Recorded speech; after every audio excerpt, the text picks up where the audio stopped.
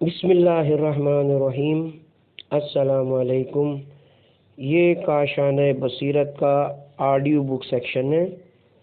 ہم جو کتاب پڑھ رہے ہیں اس کتاب کا نام ہے محرمات اسلام، تالیف حجت الاسلام سید محمد حسینی بہارنچی، ترجمہ محمد حسن جعفری صاحب، تہذیب و تدوین رضا حسین رضوانی صاحب۔ اب ہم اس کتاب کا پارٹ 22 پڑھیں گے۔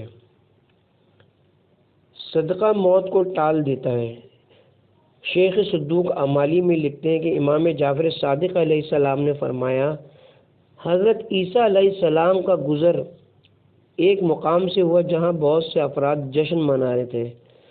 حضرت عیسیٰ نے پوچھا کہ یہ لوگ کیوں جمع ہیں؟ کسی نے بتایا کہ آج رات فلاں شخص کی بیٹی کی رخصتی ہے۔ حضرت عیسیٰ نے فرمایا کہ آج یہ خوشی منا رہے ہیں اور کل یہ گریہ کریں گے۔ آپ کے حواریوں نے پوچھا کہ حضرت کیا واقعہ پیش آئے گا؟ آپ نے فرمایا کہ دلہن آج رات مر جائے گی۔ یہ کہہ کر آپ وہاں سے رخصت ہو گئے۔ صبح ہوئی تو دلہن خیریت سے تھی۔ کسی نے آپ سے کہا کہ آپ نے تو اس کی موت کی پیشن گوئی کی تھی، مگر وہ تو ابھی تک زندہ و سلامت ہے۔ آپ نے فرمایا کہ آؤ دلہن کے پاس چلتے ہیں۔ آپ حواریوں سمیت اس کے گھر آئے اور دستک دی۔ اس کے شوہر نے دروازہ کھولا۔ آپ نے اس سے فرمایا کہ اپنی بیوی سے میرے لیے اجازت طلب کرو، مجھے اس سے بات کرنی ہے۔ الغرض دلہن نے اجازت دی اور گھونگھٹ بنا کر بیٹھ گئی۔ آپ اس کے پاس تشریف لائے اور فرمایا کہ کل رات تم نے کون سی نیکی کی تھی؟ دلہن بولی کہ ہمارے دروازے پر ایک سائل آتا ہے، ہم اسے ایک ہفتے کی غذا دے دیتے ہیں۔ کل رات ہمارے گھر میں شادی کا جشن تھا۔ سائل حسب دستور آیا اور اس نے صدا دی۔ اس کی صدا کسی نے نہ سنی، البتہ میں نے سن لی۔ میں اٹھی اور اسے ایک ہفتے کی غذا خیرات میں دے دی۔ اس کے علاوہ میں نے کوئی کام نہیں کیا۔ حضرت عیسیٰ نے فرمایا کہ اٹھو، بستر چھوڑ دو۔ دلہن اٹھی تو آپ نے اس کا بستر الٹ دیا۔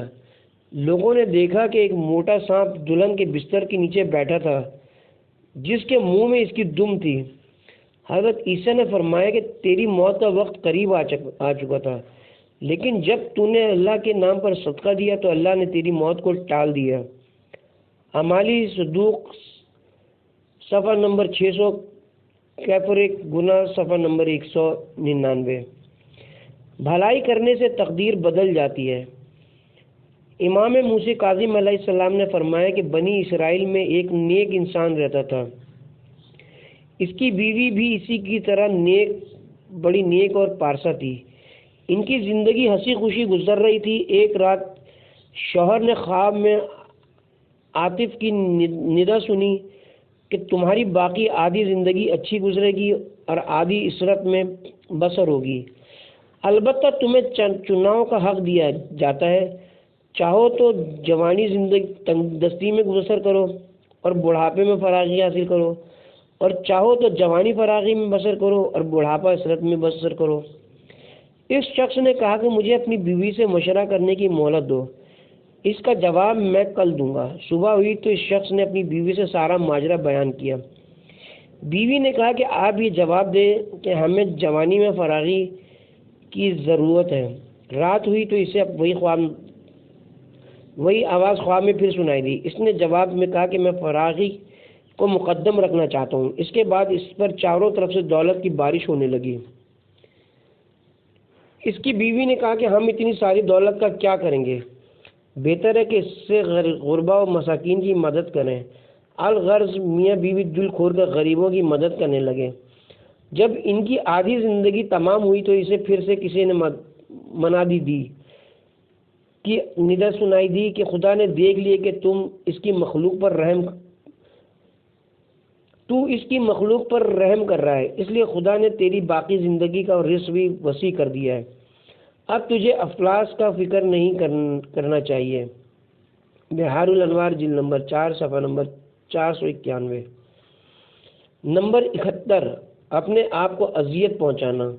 جس طرح دوسروں کو اذیت پہنچانا حرام ہے، اسی طرح اپنے آپ کو اذیت پہنچانا بھی حرام ہے، خواہ اذیت جسمانی ہو یا روحانی۔ شیخ انصاری رسالہ فقہ میں رقم تراز ہیں۔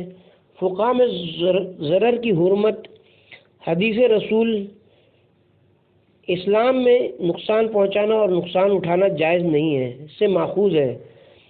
عقلی اور نقلی دلائل سے بھی یہ حرمت ثابت ہے۔ فقہ اور متکلمین کا مشترکہ فتویٰ ہے کہ احتمالی نقصان سے بچنا واجب ہے، اور جہاں نقصان یقینی ہو وہاں سے بچنا بدرجہ اولا واجب ہے۔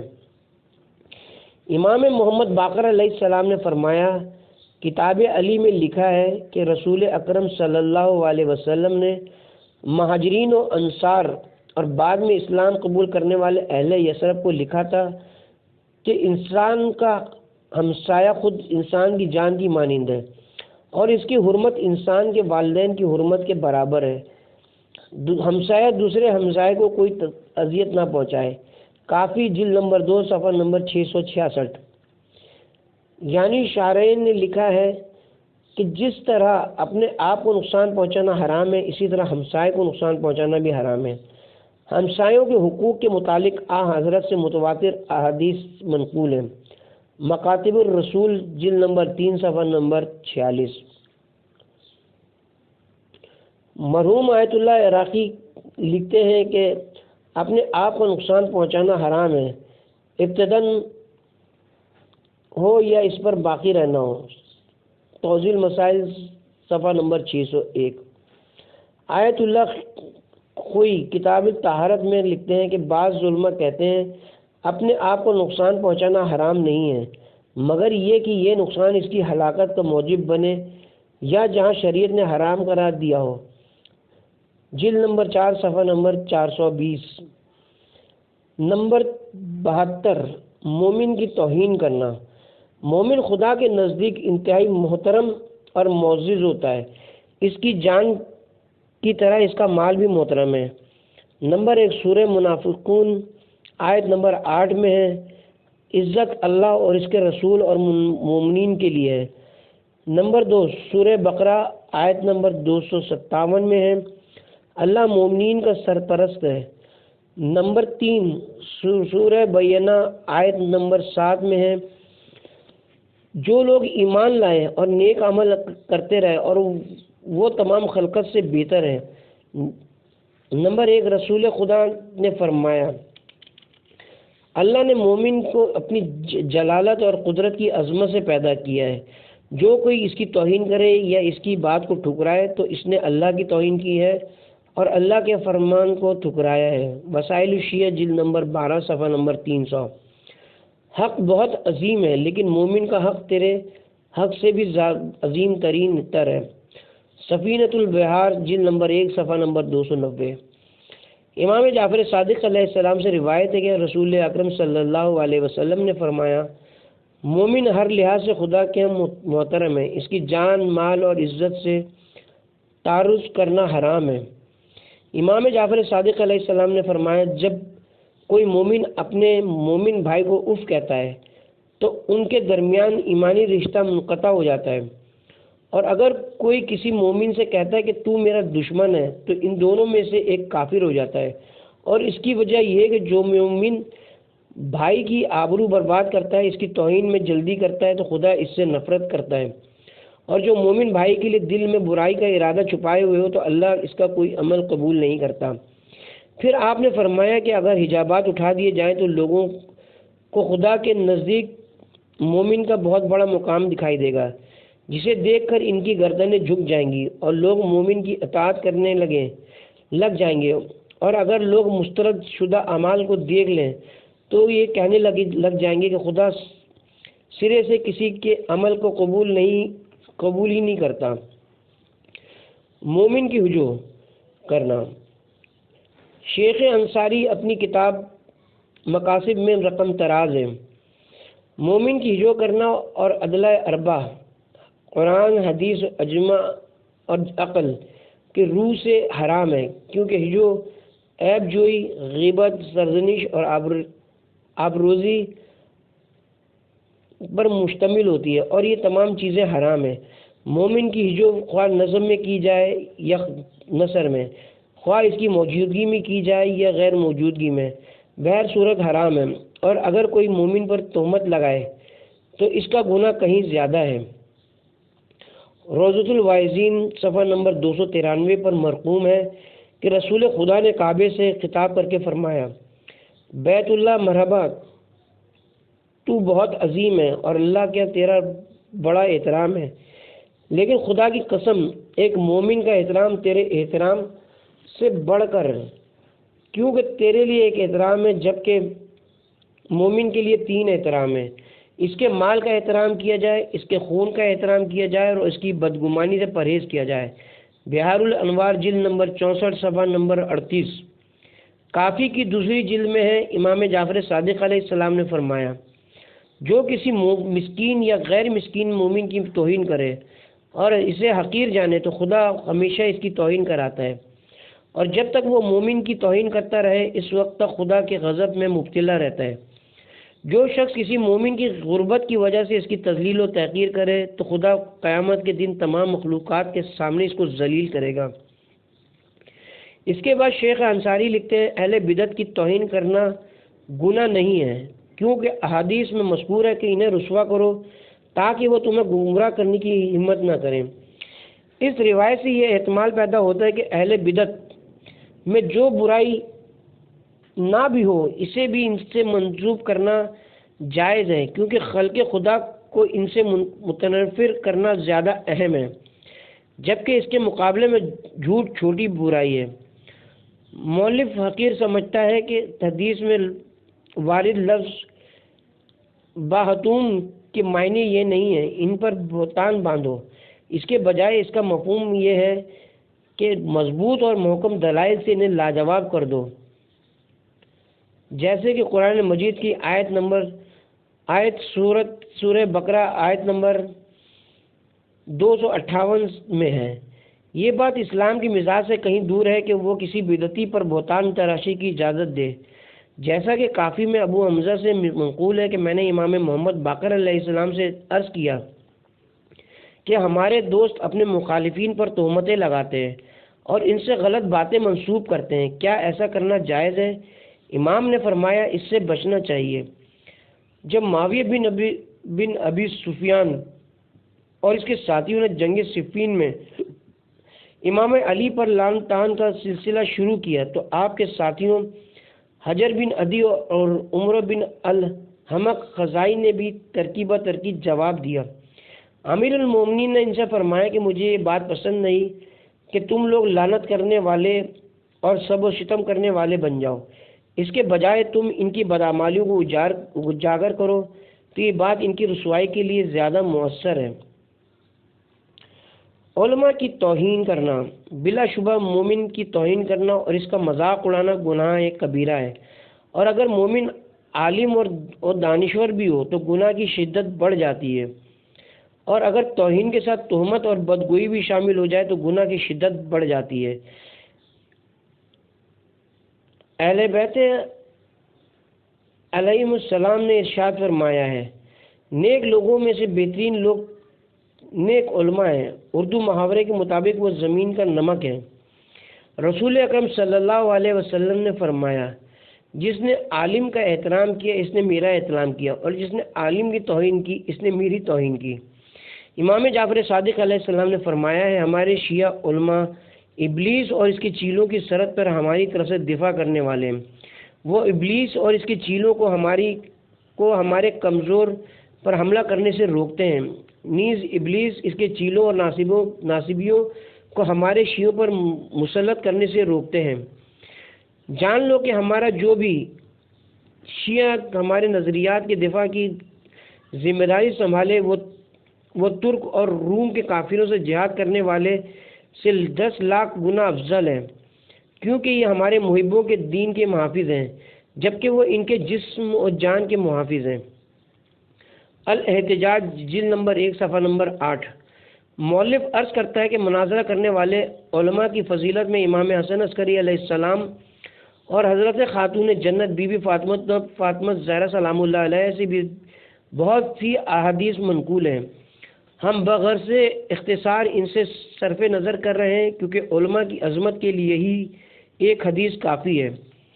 آخری زمانے میں علماء کی توہین۔ یہ عرض کیا جا چکا ہے کہ آخری زمانے کے لوگ علماء کی بدگوئی کریں گے اور ان کے ہاں عالم کی کوئی وقت نہیں ہوگی۔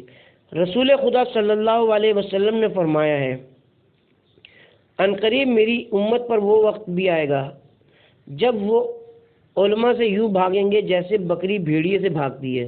جب ایسا ہونے لگے تو اللہ انہیں 3 باتوں میں گرفتار کر دے گا۔ نمبر 1، ان کے اموال سے برکت اٹھ جائے گی۔ نمبر 2، ان پر ظالم حکمران مسلط ہو جائیں گے۔ نمبر 3، وہ بے دین ہو کر دنیا سے رخصت ہوں گے۔ رسول پاک صلی اللہ علیہ وسلم کی ایک اور حدیث ہے، عنقریب میری امت پر وہ وقت بھی آنے والا ہے جب لوگ علماء کو اچھے لباس کے ذریعے اور قرآن کو اچھی آواز کے ذریعے پہچانیں گے اور ماہ رمضان کے سوا خدا کی عبادت نہیں کریں گے۔ بہار الانوار جلد نمبر 22 صفحہ نمبر 453 بحوالہ جامع الاخبار صفحہ نمبر 129۔ نمبر 73، فقہا کی اطاعت نہ کرنا۔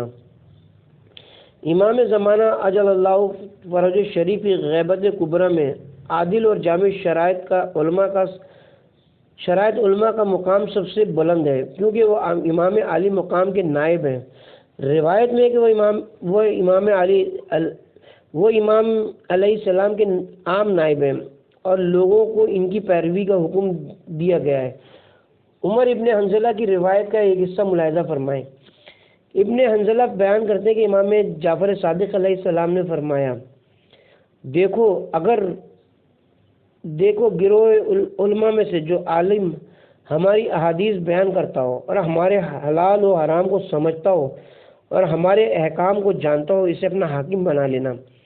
میں نے اس کو تم پر حاکم مقرر کیا ہے۔ اگر وہ فیصلہ دے اور کوئی اس کے فیصلے کو نہ مانے تو اس نے حکم خدا کی توہین کی ہے اور ہمارے فرمان کو رد کیا ہے، اور جس نے ہمارے فرمان کو رد کیا اس نے خدا کے فرمان کو رد کیا، اور یہ کام اللہ کے ساتھ شرک کی حد تک جا پہنچتا ہے۔ کافی جلد نمبر 7 صفحہ نمبر 412۔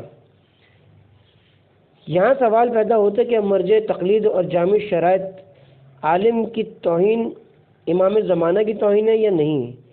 اس سوال کا صحیح جواب یہ ہے کہ علماء کرام و مراجع عظائم کی توہین یقیناً امام زمانہ کی توہین ہے، کیونکہ کسی جامع شرائط عالم کی توہین کرنے والا اس بات کی طرف متوجہ نہیں ہے کہ وہ ایک بندہ خدا، ایک مسلمان، ایک مومن، ایک عالم، ایک جامع شرائط فقیہ اور امام زمانہ کے عمومی نائب کی توہین کا مرتکب ہو رہا ہے، اور اس شخص میں تو عالم دین کی اطاعت ضروری ہے اور اس سے دین سیکھنا واجب ہے، مگر وہ ہے کہ ابلیس کے جال میں پھنس کر اس عالم کی توہین کر رہا ہے۔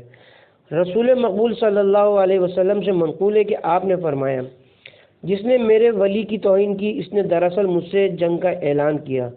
کافی جلد نمبر 2 صفحہ نمبر 351۔ امام جعفر صادق علیہ السلام کا فرمان ہے کہ جو شخص کسی مومن کے افلاس کی وجہ سے اس کی توہین و تحقیر کرے تو قیامت کے دن اللہ تعالیٰ اسے تمام مخلوقات کے سامنے رسوا کرے گا۔ کافی جلد نمبر 2 صفحہ نمبر 353۔ رسول اکرم صلی اللہ علیہ وسلم فرماتے ہیں کہ شب معراج خدا نے مجھ سے کہا، اے محمد، جو میرے ولی کو ذلیل کرے اس نے مجھ سے جنگ کی، اور جو مجھ سے جنگ کرے میں بھی اسے جنگ کرتا ہوں۔ میں نے عرض کیا کہ پروردگار، تیرا ولی کون ہے؟ خدا نے فرمایا کہ میرا ولی وہ ہے جس سے میں نے تیری نبوت اور تیری وسیع اور اس کی ضروریت کا میثاق لیا ہے اور اس نے ہماری ولایت کو قبول کیا ہے۔ کافی جلد نمبر 2 صفحہ نمبر 351۔ نمبر 74، اہل ایمان کو کافر کہنا۔ کسی مومن کو کافر کہنا بہت بڑا جرم ہے۔ اگر کوئی کسی مومن کو تو بے دین ہے، تو خدا کو نہیں پہچانتا، تیرا خدا پر ایمان نہیں ہے، تو مسلمان نہیں ہے، تو کافر ہے وغیرہ کہے تو اس طرح کے الفاظ میں جہاں تکفیر پائی جاتی ہے وہاں مومن کی تحقیر بھی پائی جاتی ہے۔ قرآن مجید کہتا ہے، اے ایمان والو، جب جہاد کے لیے نکلا کرو تو تحقیق سے کام لیا کرو۔ جو شخص تم سے سلام علیک کرے اس سے یہ نہ کہو کہ تم مومن نہیں ہو، اور اس سے تمہاری غرض یہ نہ ہو کہ تمہاری غرض یہ ہو کہ دنیا کی زندگی کا فائدہ حاصل کرو۔ ہاں، خدا کے پاس بہت زیادہ غنائم ہے، تم بھی تو پہلے ایسے ہی تھے، پھر خدا نے تم پر احسان کیا تو آئندہ تحقیق کر لیا کرو، اور جو عمل تم کرتے ہو خدا کو سب کی خبر ہے۔ سورہ نساء آیت نمبر 94۔ محقق اردبیلی لکھتے ہیں، مفسرین میں یہ روایت مشہور ہے کہ یہ آیت اسامہ بن زید اور اس کے ساتھیوں کے متعلق نازل ہوئی تھی۔ حضرت نے انہیں جہاد پر بھیجا تھا، راستے میں انہیں ایک چرواہا دکھائی دیا۔ اس نے کہا السلام علیکم لا الہ الا اللہ محمد الرسول اللہ۔ اس کے باوجود اسامہ نے اسے قتل کر دیا اور اس کی بکریوں پر قبضہ کر لیا۔ اس پر اللہ تعالیٰ نے یہ آیت نازل فرمائی۔ اس کے بعد محقق اردبیلی لکھتے ہیں، یہ آیت حکم دیتی کہ جو بھی شخص کلمہ شہادتین پڑھے اسے مسلمان سمجھنا چاہیے، اور یہ نہیں کہنا چاہیے کہ یہ آدمی تقیہ کی وجہ سے مجبوری کے عالم میں کلمہ پڑھ رہا ہے اور دل سے مسلمان نہیں ہے۔ امام جعفر صادق علیہ السلام نے فرمایا، وہ شخص ملعون ہے جو مومن کو کافر کہے، اور مومن کو کافر کہنا اس کو قتل کرنے کے برابر ہے۔ بحر الانوار جلد نمبر 69 صفحہ نمبر 202۔ امام محمد باقر علیہ السلام نے فرمایا، اگر کوئی کسی کو کافر کہے تو ان میں سے ایک نہ ایک کافر ضرور ہو جاتا ہے۔ اگر کافر کہنے والا سچا ہے تو مخاطب کافر ہے، اور اگر مخاطب مسلمان ہے تو اسے کافر کہنے والا خود کافر ہے۔ خبردار، اہل ایمان کو کافر مت کہو۔ ثواب الاعمال صفحہ نمبر 242۔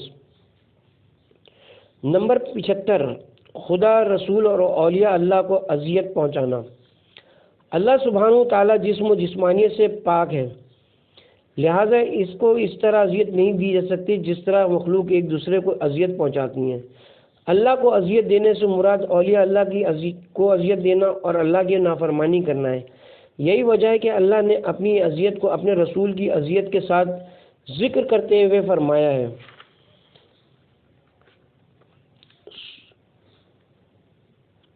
جس طرح اللہ نے اپنے رسول کو اذیت پہنچانے کو اپنی اذیت قرار دیا، اسی طرح اللہ کے رسول نے جناب فاطمہ، امام علی، امام حسن اور امام حسین علیہ السلام کو اذیت پہنچانے کے بارے میں فرمایا کہ جس نے ان کو اذیت دی اس نے مجھ کو اذیت دی۔ حضرت نے اپنے قول میں عمومیت پیدا کرتے ہوئے یہ فرمایا ہے کہ اہل ایمان کو اذیت دینے والا مجھے اذیت دینے والے کی مانند ہے۔ اہل بیت طاہرین علیہ السلام نے فرمایا ہے کہ ہماری شیعوں کی توہین کرنے والا اور انہیں اذیت پہنچانے والا دراصل ہماری توہین کرنے والا اور ہمیں اذیت پہنچانے والا ہے۔ یہاں اس کی نقطے کی وضاحت ضروری ہے کہ اللہ تعالیٰ نے اہل ایمان کو حبیب خدا سے متعلق آداب بتائے ہیں اور ان سے گفتگو کرنے کا سلیقہ سیکھا ہے، اور حضرت کے احترام کا حکم دیا ہے۔ جو شخص ان آداب کی پابندی نہ کرے وہ دراصل رسول کو اذیت پہنچانے والا ہے۔ اللہ تعالیٰ نے مسلمانوں کو احترام میں پیغمبر کی تعلیم دی ہے اور اس احترام کو مسلمانوں پر واجب قرار دیا ہے۔ جب ہم احترام پیغمبر کے تقاضوں کو جان لیں گے تب ہمیں معلوم ہوگا کہ انہیں اذیت دینے کا کیا مفہوم ہے۔ اللہ تعالیٰ سورہ نور آیت نمبر 62 میں فرماتا ہے، مومن تو اصل میں وہی ہیں جو اللہ اور اس کے رسول کو دل سے مانے، اور جب کسی اجتماعی کام کے موقع پر رسول کے ساتھ ہوں تو ان سے اجازت لیے بغیر نہ جائیں۔ اس آیت سے معلوم ہوا کہ جو مسلمان اجتماعی امور میں رسول خدا کے ساتھ شریک ہوں ان کے لیے آپ سے اجازت لیے بغیر وہاں سے چلے جانا حرام ہے، اور جو کوئی ایسا کرے اس نے آپ کو اذیت دی ہے۔ اللہ تعالیٰ نے ادب رسول بیان کرتے ہوئے فرمایا ہے، مسلمانوں اپنے درمیان رسول کے بلانے کو آپس میں ایک دوسرے کا سب بلانا نہ سمجھو۔ اللہ ان لوگوں کو خوب جانتا ہے جو تم میں سے ایک دوسرے کی آڑ لیتے ہوئے چپکے سے کھسک جاتے ہیں۔ رسول کے حکم کی خلاف ورزی کرنے والوں کو ڈرنا چاہیے کہ وہ کسی فتنے میں گرفتار نہ ہو جائیں، ان پر دردناک عذاب نہ آ جائے۔ سورہ نور آیت نمبر 63۔ یہ آیت بتاتی ہے کہ نبی کی نافرمانی اور ان کی بے احترامی دنیا و آخرت کے فتنے کا باعث ہے۔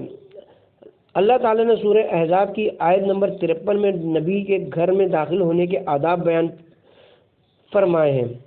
اے ایمان والو، پیغمبر کے گھروں میں نہ جایا کرو مگر یہ کہ تم کو کھانے کے لیے بلایا جائے اور اسے پکنے کا انتظار بھی نہ کرنا پڑے، لیکن جب تمہاری دعوت کی جائے تو جاؤ، اور جب کھانا کھا چکو تو فوراً اٹھ کر چلے جاؤ، اور باتوں میں جی لگا کر نہ بیٹھے رہو۔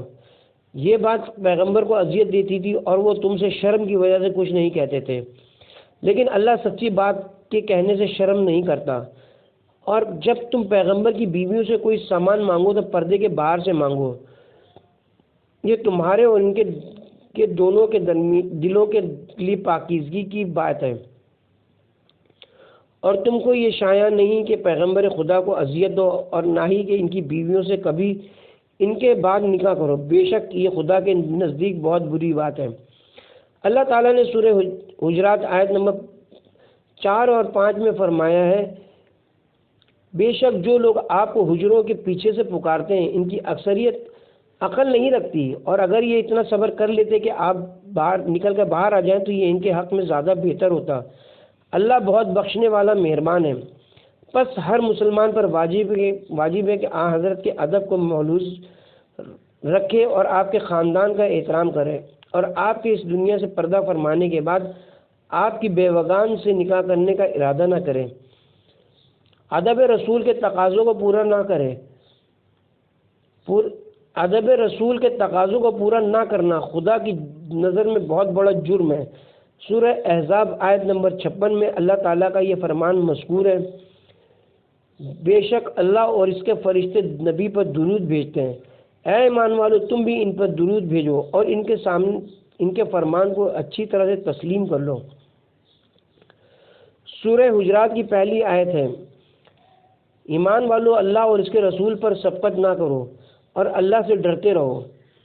اسی سورہ مبارکہ میں آگے فرمایا گیا ہے، اے ایمان والو اپنی آوازوں کو پیغمبر کی آواز سے اونچا نہ کرو، جس طرح ایک دوسرے سے زور سے بولتے ہو اس طرح پیغمبر کے سامنے زور زور سے نہ بولا کرو، ایسا نہ ہو کہ تمہارے اعمال ضبط ہو جائیں اور تم کو خبر بھی نہ ہو۔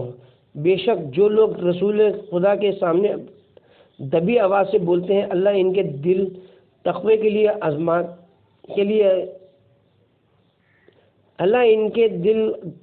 آزما لیے ہیں، ان کے لیے بخشش اور اجر عظیم ہے۔ سورہ احزاب آیت نمبر 58 میں ہے، وہ لوگ جو مومن مردوں اور عورتوں کو کچھ کیے دھرے بغیر اذیت دیتے ہیں، انہوں نے بہتان اور صریح گناہ کا بوجھ اٹھایا ہے۔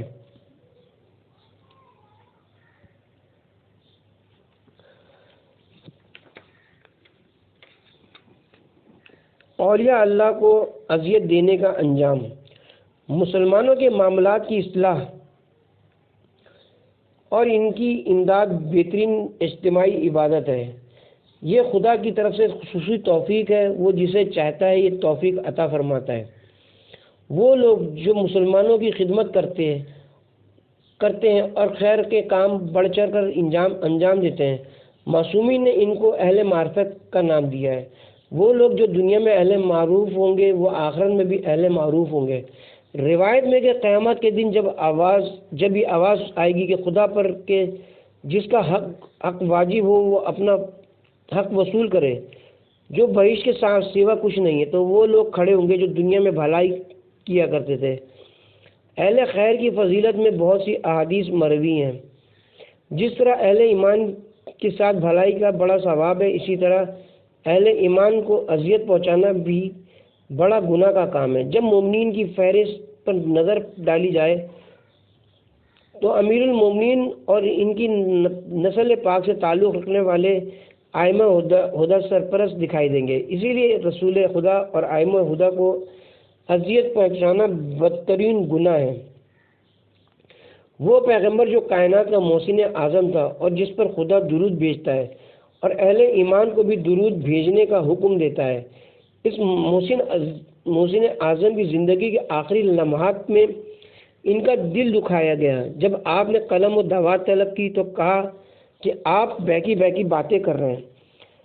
امام علی کو اذیت دینا رسول خدا کو اذیت دینے کے مترادف ہے۔ لکھا ہے کہ حضرت نے ایک لشکر روانہ کیا اور امام علی کو امیر لشکر قرار کیا۔ مسلمانوں کو جنگ میں فتح نصیب ہوئی اور کچھ مال غنیمت اور کنیزیں بھی ان کے ہاتھ آئیں۔ امام علی نے ایک کنیز کو اپنے لیے خریدنا چاہا، لیکن آپ کی فوج میں موجود حاطب اور بریدہ اسلمی نے آپس میں ساز باز کی اور اس کی قیمت کے لیے زیادہ بولی لگائی۔ جہاں ان کی بولی ختم ہوئی، آپ نے اس سے کچھ زیادہ رقم بیت المال میں جمع کرائی اور کنیز حاصل کر لی۔ حاطب اور بریدہ مدینہ آئے اور آپس میں طے کی کہ وہ رسول خدا کے پاس جا کر امام علی علیہ السلام کی شکایت کریں گے۔ چنانچہ بریدہ رسول خدا کی خدمت میں حاضر ہوا اور اس نے آپ کے سامنے امام علی کی شکایت شروع کی۔ رسول خدا نے اس سے منہ پھیر لیا، وہ دوسری طرف سے سامنے آیا۔ حضرت نے پھر منہ پھیر لیا۔ الغرض وہ چاروں طرف سے آپ کے سامنے آیا اور کہا، یا رسول اللہ، علی نے غنیمت کا حصہ پہلے لے لیا ہے۔